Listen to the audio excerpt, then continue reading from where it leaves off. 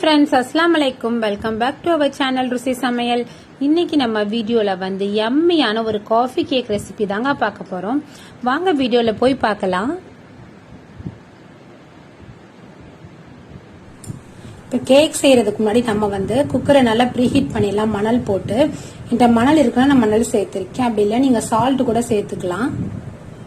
So அடுத்தது வந்து நான் கேக் டின்ல கொஞ்சம் ஆயில் ஊற்றிட்டு அதுக்கப்புறம் மைதா மாவு போட்டு நல்லா டஸ்டிங் பண்ணி வச்சிருக்கேன். இப்போ வந்து நம்ம கேக் பேட்டர் ரெடி பண்ண ஆரம்பிச்சிடலாம். இப்போ ஒரு பெரிய பவுல் ஒன்று எடுத்துக்கோங்க. அந்த பவுல்ல 3/4 கப் வந்து பவுடர் சுகர் சேர்த்திருக்கேன். அதாவது சுகரை வந்து பவுடரா அரைச்சு சேர்த்திருக்கேன். அடுத்தது அதே பவுல்ல வந்து 1/2 கப் மைதா. ஸோ நான் வந்து எல்லா மெஷர்மெண்ட்டுமே இதே பவுல்ல தான் எடுத்திருக்கேன். இப்போ இன்னொரு 1/2 கப் சேர்த்தாச்சு.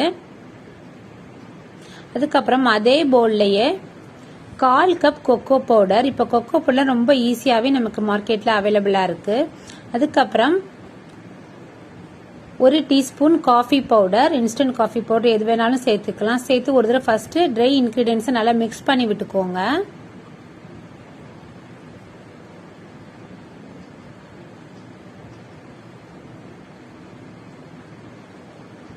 ஒரு கப் பால், காய்ச்சி ஆற வச்ச பால், இதை சேர்த்து நல்லா கலந்துக்கோங்க.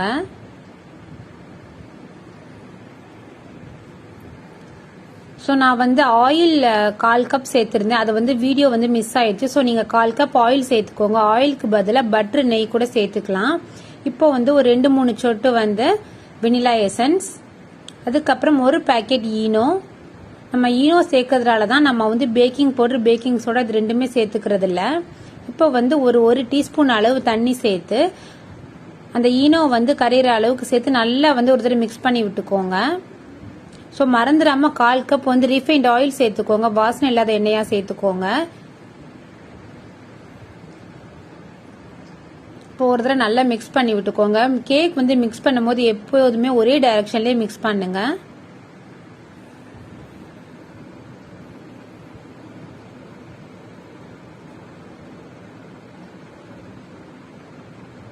நான் இன்கிரீடியன்ஸ் எல்லாமே டிஸ்கிரிப்ஷன் பாக்ஸில் கொடுக்குறேன், செக் பண்ணி பார்த்துக்கோங்க. பாருங்க நமக்கு பேட்டர் வந்து இந்த அளவுக்கு இருக்கணும். இப்போ நம்ம கேக் டின்ல வந்து இதை போட்டுடலாம்.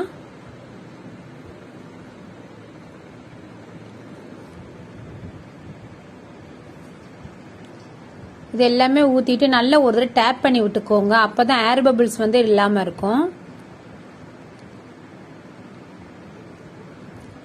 இப்போ நம்ம வந்து மணல் ஏற்கனவே ப்ரீஹீட் பண்ணி வச்சிருந்தோம் இல்லையா? ஸோ அதில் வந்து இந்த கேக் டின்னை இறக்கியாச்சு. இது வந்து ஒரு 35-40 நிமிஷம் வரைக்கும் இருக்கட்டும். ஒவ்வொருத்தவங்க ஃப்ளேமை பொறுத்து அது வந்து மாறுபடும்.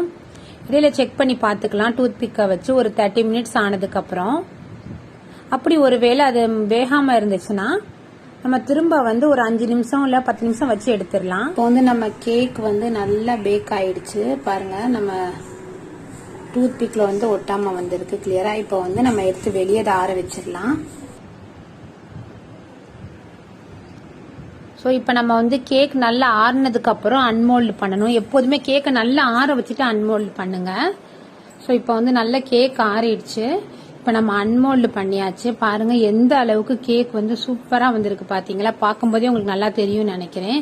நல்லா சாஃப்டாவும் நல்ல ஃபிளஃபியாவும் வந்திருக்கு. இது வந்து இன்னும் கொஞ்சம் நல்லா ஆறட்டும். நம்ம அதுக்குள்ள வந்து இதுக்கு காஃபி கிரீம் ரெடி பண்ணிடலாம். 2 டீஸ்பூன் அளவு, ஒரு பவுல்ல 2 டீஸ்பூன் அளவு காஃபி பவுடர், 4 டீஸ்பூன் வந்து பவுடர் சுகர்,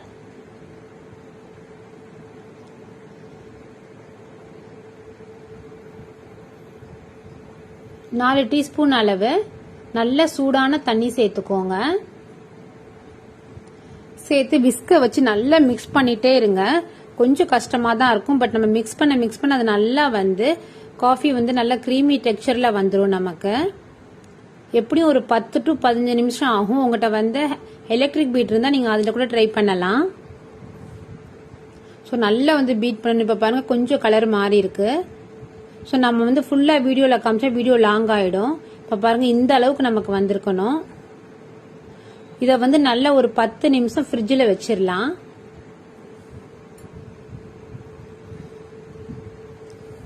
இப்போ கேக்கில் உள்ள மேலே உள்ள லேயரை மட்டும் எடுத்துடலாம். அப்போ தான் நமக்கு வந்து க்ரீம் அப்ளை பண்ணும்போது அது நல்லா வந்து அதில் ஒட்டும். ஸோ மேலே உள்ள லேயரை வந்து மெதுவாக வந்து கட் பண்ணி எடுத்துக்கோங்க.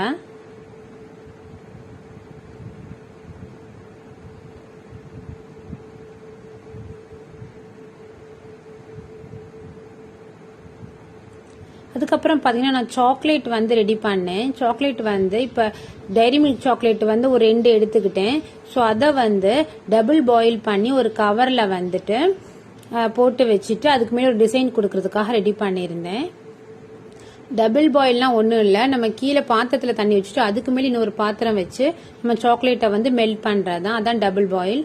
ஸோ இப்போ வந்து நம்ம க்ரீமை நல்லா அப்ளை பண்ணிடலாம். ஸோ காஃபி பிடிக்கிறவங்க கண்டிப்பாக அந்த இதை செஞ்சு பாருங்கள், கண்டிப்பாக இந்த கேக்கும் பிடிச்சிருக்கும். ஸோ இது மாதிரி நல்லா மேலே அப்ளை பண்ணிக்கோங்க சைடில். எனக்கு கொஞ்சம் எக்ஸ்ட்ராவே இருந்ததுனால நான் சைடு ஃபுல்லாகவே அப்ளை பண்ணேன் இந்த க்ரீமை.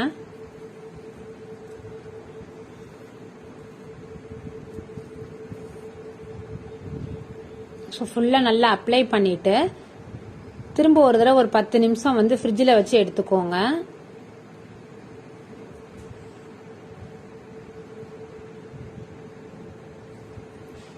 பாருங்க, நான் சொன்னேன் இல்லையா சாக்லேட் அதுதான் இது. ஸோ இதில் வந்து ஏதாவது டிசைன் நீங்கள் விருப்பப்பட்ட மாதிரி என்ன டிசைன் வேணாலும் கொடுத்துக்கலாம்.